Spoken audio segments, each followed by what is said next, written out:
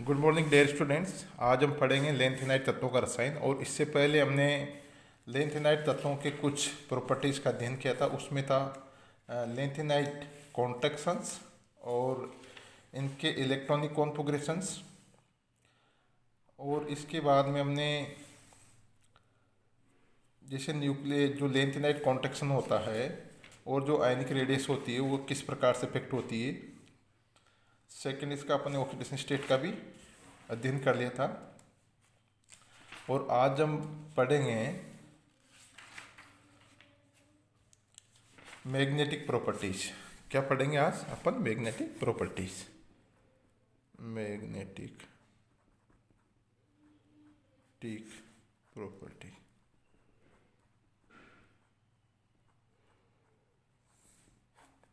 तो चुंबकीय गुण अपन ने इससे पहले जैसे डी ब्लॉक एलिमेंट्स में पढ़ा था। डी ब्लॉक एलिमेंट्स जो होते हैं वो क्या करते हैं? वेरिएबल ऑक्सीडेशन स्टेट शो करते हैं। और वेरिएबल ऑक्सीडेशन स्टेट शो करने के बाद में उसमें जो उनका मैग्नेटिक मोमेंट होता है या चुंबकीय गुण होते हैं वो किसी डिसाइड करते हैं अपन? Present of the unpaired electrons. ठीक है। अपन ये भी जानते हैं कि भाई जो चुंबकीय गुण होते हैं ये क्यों डेवलप होता है? क्योंकि अपन जानते हैं कि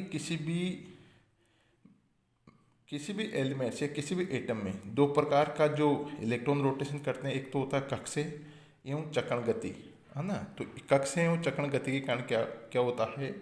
चुंबकीय गुण उत्पन्न होता है। ठीक है। और अपन ये भी जानते हैं कक्षीय गति से जो चुंबकीय गुण के मान को शून्य मान लेते हैं, क्योंकि कक्षीय गति से उत्पन्न चुंबकीय गुण उसके चारों तरफ विद्यमान लिगेंडों द्वारा चुंबकीय गुण द्वारा उदासीन कर दिया जाता है। केवल स्पिन द्वारा उत्पन्न चुंबकीय गुण ही पदार्थ का कुल चुंबकीय गुण होगा। तो अपन जानते हैं कि जो अनपेयर्ड इलेक्ट्रॉन यानी कि जो डी ब्लॉक एलिमेंट्स होते हैं उसमें जो अपन ने चुंबकीय गुण को ज्ञात किया था उसके लिए क्या फॉर्मूला लगाया था? म्यूस बराबर अंडर रूट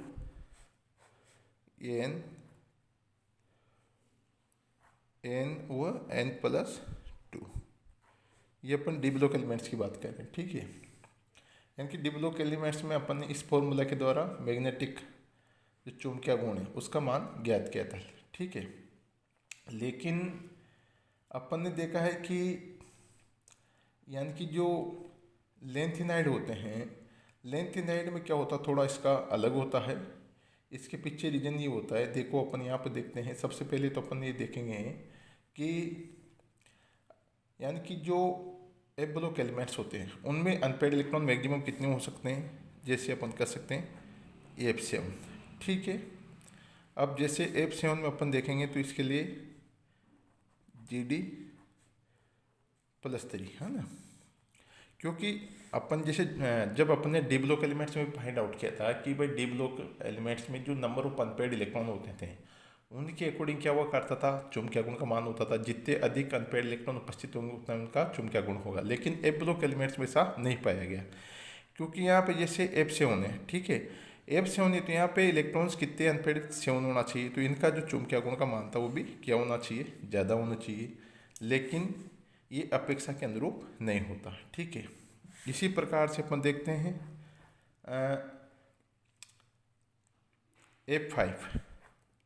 F5 जो कि जैसे SM3 है ना। यानी कि SM5 में इसका चुंबकीय गुण का मान क्या है? न्यूनतम। क्या है? न्यूनतम है। ठीक है। तो इसको भी अपन को एक्सप्लेन करना है। ठीक है। तो यहाँ पे देखते हैं कि जैसे जो संक्रम तत्व होते हैं उनकी भांति जो एफ ब्लॉक एलिमेंट्स होते हैं, तो यहाँ पे हम क्या करेंगे, चूँकि यहाँ पे वहाँ पे जब ये देखा गया था कि दो प्रकार का जो इलेक्ट्रॉन स्पिन करते हैं, एक तो कक्षीय गति और चक्रण गति, है ना। तो वहाँ पे देखा गया था कि जो लिगेंड्स होते हैं वो क्या करते हैं, स्पिन में से और जो कक्षीय गति होती है उनमें से एक को क्या करते हैं? न्यूट्रल कर देते हैं। लेकिन यहाँ पे दोनों को अपन को क्या करना पड़ेगा? मानना पड़ेगा। ठीक है। अब जैसे कि यहाँ पे देखा जाता है कि जो एफ ब्लॉक एलिमेंट्स होते हैं उनमें इलेक्ट्रॉन्स क्या होते हैं? काफ़ी अंदर गहरे स्थित होते हैं। ठीक है।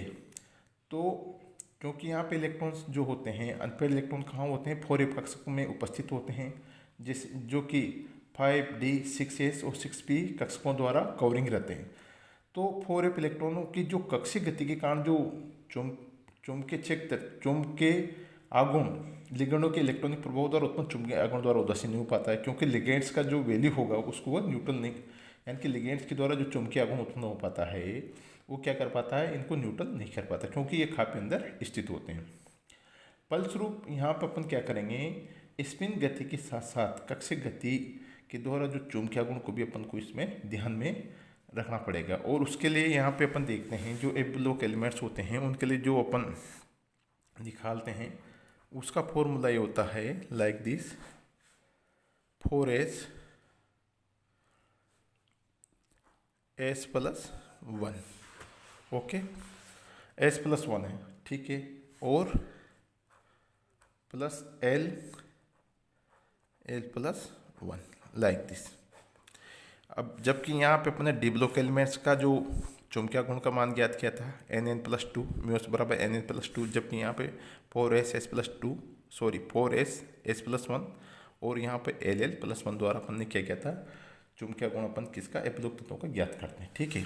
जहाँ पर ये क्या है, रिजल्टेंट क्वांटम नंबर्स है ना, क्या है, परिणामी चक्र क्वांटम संख्या, यानी कि रिजल्टेंट क्वांटम नंबर है ना, इसके बराबर होता है ms इंटू n बराबर n/2। n number of unpaired electrons, ठीक है, number of unpaired electrons and number of unpaired electrons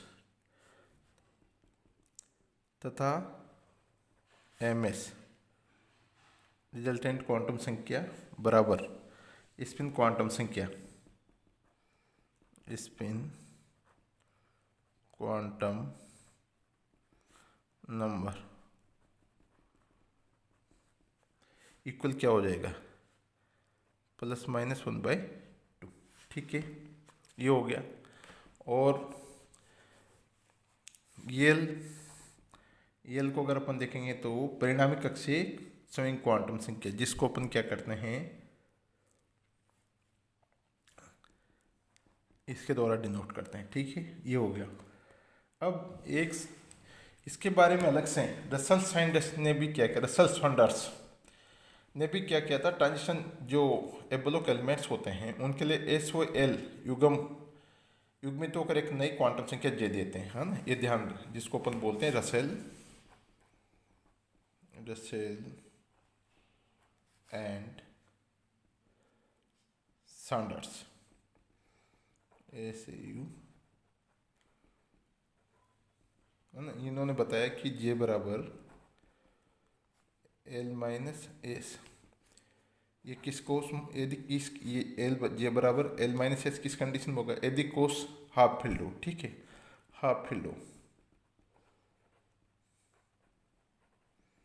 ठीक है, और जे बराबर L+S फुल फील्ड हो, सेल क्या हो, फुल फील्ड हो, ये ध्यान रखना,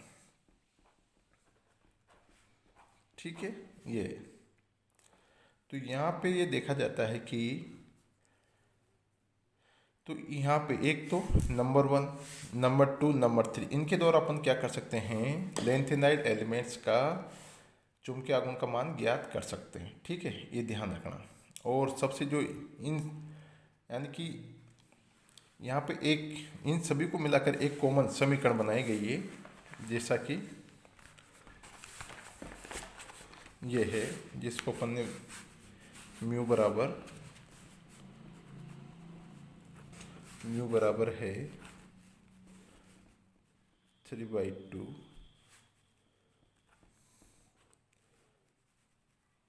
S+1 माइनस L+1, ठीक है, लाइक दिस, और 2J J+1, ये हो गया, और लास्ट में अंडरस्कोर J J+1, इस तरह से, ये ध्यान रखना। तो यहाँ पे देखते हैं कि लेंथिनाइड का जो चुंबकीय आघूर्ण का जो कैलकुलेटेड वैल्यू और ऑब्जर्वेशन वैल्यू होता है, उसको हम देखते हैं कि यहाँ पे इसके बावजूद भी कुछ अपवाद, जैसे से Sm+3 है, Sm+3 एंड यूरोपियम, यानी कि इस समीकरण के द्वारा जो कैलकुलेटेड वैल्यू और ऑब्जर्वेशन वैल्यू होती है, उसके बावजूद भी Sm+3 और यूरोपियम+3 होता है, ये एक्सेप्शन रूप में मिलते हैं, जबकि और के मान काफ़ी समानता रखते हैं। इसका कारण ये बताया, इसका कारण है कि यूरोपियम+3 के जो स्पिन, यानी कि चक्रण कक्षक युग्मन, स्पिन ऑर्बिट कपलिंग कांस्टेंट का मान क्या होता है? Spin orbit coupling constant, coupling constant का जो मान है का बराबर 300 सेमी इनवर्स होता है। इस कम मान के कारण क्या होता है? आयन की निम्नतम और उच्च ऊर्जा अवस्था में ऊर्जा का अंतर कम रह जाता है, अर्थात थर्मल काइनेटिक की जो ऊर्जा का मान इतना हो जाता है कि कुछ इलेक्ट्रॉन निम्नतम अवस्था से उच्च ऊर्जा अवस्था में जा सकते हैं। इस कारण से आयन के जो चुंबकीय गुण केवल निम्नतम ऊर्जा विन्यास से ज्ञात करना उचित नहीं है। यदि इसके चुंबकीय गुण को कम ताप पर ज्ञात किया जाए और अर्थात इलेक्ट्रॉनों को उच्च ऊर्जा अवस्था में जाने दिया जाए तो ये मान अपेक्षानुसार शून्य के करीब ही आ जाते हैं। यानी कि इस कारण से अपन Sm+3 और यूरोपियम में क्या होता है, एक्सेप्शन के रूप में देखने को मिलता है। ठीक है, तो क्योंकि अपन ने देखा कि डी ब्लॉक एलिमेंट्स में तो क्या होता था, अपन ने जो स्पिन ऑर्बिट होता है और कक्षीय गति होती थी, तो वहाँ पे इन दोनों में से एक को क्या किया जाता था, लिगेंड्स के द्वारा न्यूट्रल कर दिया जाता था। लेकिन यहाँ पे ऐसा नहीं होता है। ठीक है, और यहाँ पे भी देखते हैं कि हुंड के नियमानुसार, अगर हुंड का तीसरा नियम, जब ये ब्लॉक एलिमेंट्स में अगर आधे से कम भरे हुए इलेक्ट्रॉन हो तो क्या हो जाएगा, चक्रण और कक्षीय गुण एक दूसरे का विरोध करते हैं। अतः J बराबर L-S, और जब एप स्तर आधे से अधिक भरा हो तो ये एक दूसरे को सहयोग करते हैं, अतः J बराबर L+S होता है। ठीक है, तो इस प्रकार से हम देखते हैं कि जो ब्लॉक एलिमेंट्स होते हैं तो इसमें ये देखा जाता है कि अपन जो चुंबकीय गुण का मान ज्ञात करते हैं उसमें अपन को एक तो स्पिन और कक्षीय गति, यानी कि स्पिन और कक्षीय गति दोनों को साथ में लेके चलना पड़ता है। और इस प्रकार जो एक तो इसके द्वारा, इस समीकरण के द्वारा और इस समीकरण के द्वारा अपन क्या करते हैं, इनका मान ज्ञात करते हैं, क्योंकि इनका मान जो होता है वो डी ब्लॉक एलिमेंट से थोड़ा डिफरेंट आता है। उसके पीछे रीजन ये थी क्योंकि वहाँ पे लिगेंड्स के द्वारा न्यूट्रल कर दिया जाता है, जबकि यहाँ पे ऐसा नहीं होता, क्योंकि ब्लॉक एलिमेंट्स में जो इलेक्ट्रॉन्स होते हैं वो काफ़ी अंदर की ओर धसे हुए होते हैं। ठीक है, अब अपन नेक्स्ट जो बात करेंगे, बात करते हैं अपन कॉम्प्लेक्स टेंडेंसी, है ना, यानी कि कॉम्प्लेक्स फॉर्मेशन। ये ध्यान रखना, कॉम्प्लेक्स फॉर्मेशन।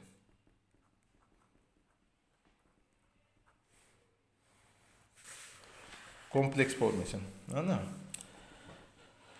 अपन ये जानते हैं कॉम्प्लेक्स फॉर्मेशन चूंकि डी ब्लॉक एलिमेंट्स में अधिक पाया जाता है, डी ब्लॉक एलिमेंट्स में, उसमें भी अपन ने देखा है कि फर्स्ट जो सीरीज होती है ना, डी ब्लॉक एलिमेंट्स की जो फर्स्ट सीरीज होती है उनकी कॉम्प्लेक्स फॉर्मेशन की टेंडेंसी अधिक पाई जाती है, बिकॉज उसके पीछे रीजन होता है कि वे वेरिएबल ऑक्सीडेशन स्टेट शो करते हैं। ठीक है, +2 से +5 या +7 तक highly variable oxidation state show करते हैं। इसलिए वहाँ पे क्या होता है, लिगेंड्स के द्वारा इलेक्ट्रॉन आसानी से, क्योंकि जो वैकेंट ऑर्बिटल अवेलेबल हो जाता है। ठीक है, इसलिए वहाँ पे कॉम्प्लेक्स फॉर्मेशन अधिक पाया जाता है। और लेकिन अपन देखते हैं कि लेंथेनाइड कॉम्प्लेक्स, लेंथेनाइड तत्वों में क्या होता है, कॉम्प्लेक्स फॉर्मेशन की टेंडेंसी बहुत कम होती है, क्योंकि लेंथेनाइड तत्वों में जनरली क्या होता है, +3 आवेश देखा जाता है। ठीक है, और यानी कि लेंथेनाइड +3 आयनों का आकार जो कि संक्रमण तत्वों से अधिक बड़ा होता है। इसके पीछे रीजन ये होता है कि जैसे सपोज Ln+3 है ना, तो इनका रेडियस का मान पाया जाएगा 0.85 आर्मस्ट्रॉन्ग से 1.03 आर्मस्ट्रॉन्ग होता है, क्योंकि यहाँ कह सकते हैं Ln+3 यानी कि इनका साइज क्या होता है, लेंथेनाइड के अपेक्षा अधिक होता है।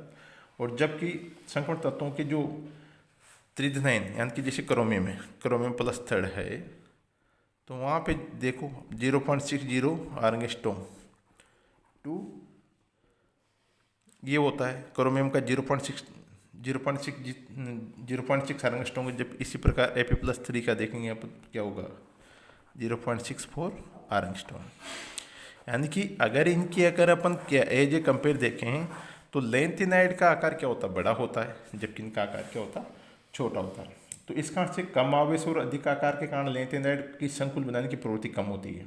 ठीक है, और अतः इनके जितने भी जो स्थायी कॉम्प्लेक्स होते हैं, है ना, वे सब क्या होते हैं, वे सब कॉम्प्लेक्स क्या होंगे, जिनमें क्या होगा, यानी कि लेंथेनाइड एलिमेंट्स के द्वारा जो कॉम्प्लेक्स फॉर्मेशन किया जाता है, जो उनमें जो लिगेंड्स होता है वो क्या होता है, हार्ड बेस। ये ध्यान रखना, क्या होगा, हार्ड बेस होगा। ये इंपॉर्टेंट बात है, ध्यान रखना।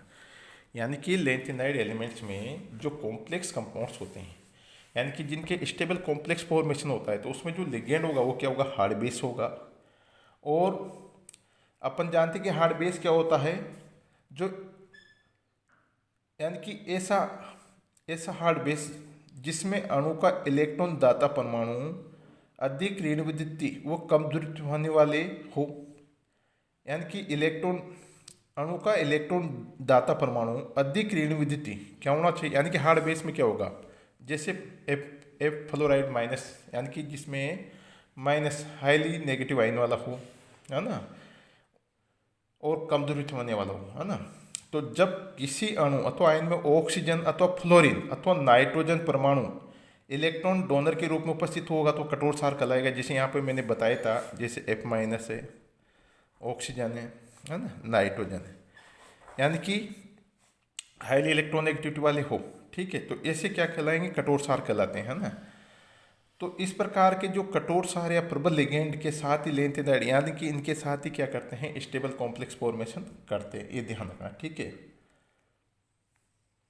और अगर किसी विशेष लिगेंड के लिए लेंथेनाइड आयन के आवेश बढ़ने के साथ उसकी संकुल बनाने की क्षमता भी बढ़ जाती है ना। तो यहाँ पर अपन देखते हैं जैसे लेंथेनाइड आयनों की जो कॉम्प्लेक्स फॉर्मेशन टेंडेंसी होती है किस तरह से बढ़ती है, Ln+2 Ln+3 और Ln+4। क्योंकि Ln+4 की क्या है,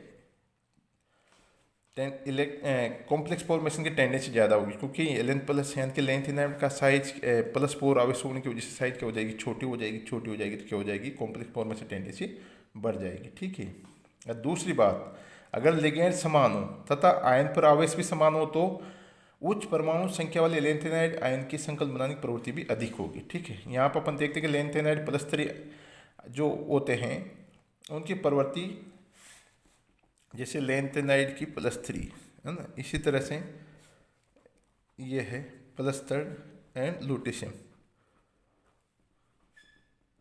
क्योंकि अपन ने यहाँ देखा कि लेंथेनाइड +3 आयनों के लिए संकुल बनाने की प्रवृत्ति Ln+3 से La+3 से लुटेशियम +3 तक बढ़ती जाएगी। इसका कारण होता है कि La+3 से लुटेशियम तक आयनिक त्रिज्या में कमी आती जाती है। तो क्या होगी, क्या जब अपन लेफ्ट टू राइट चलेंगे तो आर का मान क्या हो जाएगा, कम हो जाएगा। आर का मान कम हो जाएगा तो साइज भी क्या हो जाएगी, छोटी हो जाएगी। तो क्या हो जाएगी, कॉम्प्लेक्स टेंडेंसी फॉर्मेशन यानी कि कॉम्प्लेक्स बनाने की प्रवृत्ति भी बढ़ती जाएगी। ठीक है, ये ध्यान रखना है एक्चुअली में अपन को, है ना। अब यहाँ पर अपन देखते हैं कौन से ऐसे कॉम्प्लेक्स है जैसे लिगेंड के, एक तो इसमें यानी कि ऑक्सीजन डोनर परमाणु वाले लिगेंड, है ना, ये ध्यान रखना। एक है नाइट्रोजन लिगेंड, और एग्जाम्पल के तौर पर जैसे EDTA, है ना, EDTA है ना, ऑक्जेलिक एसिड COOH, एसिटिलस्टोन है ना, और ये तो है ऑक्सीजन वाले, ऑक्सीजन डोनर के रूप में ना, ऑक्सीजन वाले। सेकंड कौन से नाइट्रोजन लिगेंड कौन से हो सकते हैं? इथाइलिन, CH2NH2, इस तरह से, जिनमें नाइट्रोजन उपस्थित हो, आने का मतलब ये है NCSA आदि, यानी कि ऑक्सीजन डोनर वाले हो सकते हैं, नाइट्रोजन वाले लिगेंड्स जो क्या करते हैं, कॉम्प्लेक्स फॉर्मेशन का निर्माण करते हैं, ठीक है। और यहाँ पे देखा गया है कि जो मैक्सिमम जो ऑक्सीजन, यानी कि ऑक्सीजन एटम्स, ऑक्सीजन वाले जो लिगेंड्स होते हैं, ऑक्सीजन लिगेंड्स वाले के साथ में कॉम्प्लेक्स फॉर्मेशन कितना हो सकता है, यानी कि यहाँ पे देखा गया है जो ऑक्सीजन युक्त लिगेंड्स होते हैं उनके साथ में कोऑर्डिनेशन नंबर 7 हो सकता है, 8 हो सकता है, 9 हो सकता है, ठीक है। इसके अतिरिक्त 6 और 10 कोऑर्डिनेशन नंबर भी फाइंड आउट है, ठीक है। इसी प्रकार जैसे NO3 है ना, जो बाइडेंटेड लिगेंड के रूप में कार्य करता है, जिसके दोनों ऑक्सीजन परमाणु धातु आयन के साथ क्या कर सकते हैं, कोऑर्डिनेशन बॉन्ड बना सकते हैं।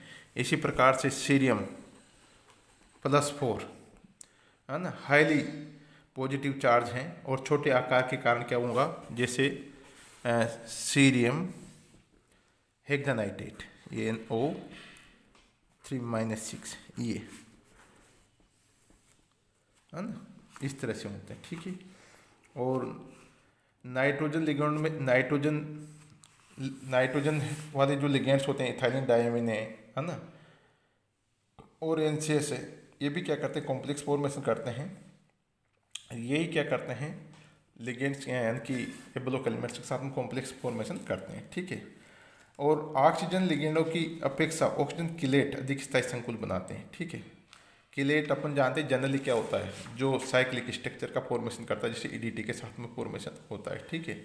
और अपन ने ये इम्पोर्टेंट बात है कि अपन ने जैसे डी ब्लॉक एलिमेंट्स में पढ़ा था, तो वहाँ पे क्या होता है, जो कॉम्प्लेक्स फॉर्मेशन टेंडेंसी होती है, तो लिगेंड्स, कुछ लिगेंड्स में D5P5 बॉन्ड फॉर्मेशन होता है, लेकिन ऐसा देखा गया है कि यहाँ पे जो एब्लोक एलिमेंट्स होते हैं, लेंथेनाइड्स होते हैं, इनमें कोई ऐसा कोई पाई लिगेंडों के साथ कोई कॉम्प्लेक्स फॉर्मेशन नहीं है ना, क्योंकि एब्लोक एलिमेंट्स में पाई बॉन्ड फॉर्मेशन के लिए किसी प्रकार की कक्षक अवेलेबल नहीं होता। तो अपन ये जानते कि जो एफ ब्लॉक एलिमेंट्स है और डी ब्लॉक एलिमेंट्स की अगर एज ए कंपेरेटिव स्टडी अपन करते हैं तो फाइंड आउट करते हैं कि डी ब्लॉक एलिमेंट्स में कॉम्प्लेक्स फॉर्मेशन की टेंडेंसी अधिक पाई जाती है एज कंपेयर एफ ब्लॉक तत्व के, ठीक है। क्योंकि एफ ब्लॉक एलिमेंट्स में क्या होता है, एक तो इनकी साइज बड़ी होती है, साइज बड़ी होने की वजह से क्या होता है,